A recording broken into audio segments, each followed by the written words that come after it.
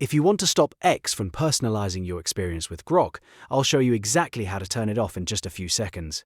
This is a simple privacy setting, and once you disable it, X will no longer use your activity to personalize your experience with Grok.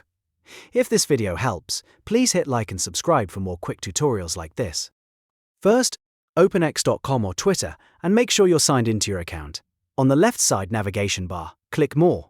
This will open additional options inside the menu.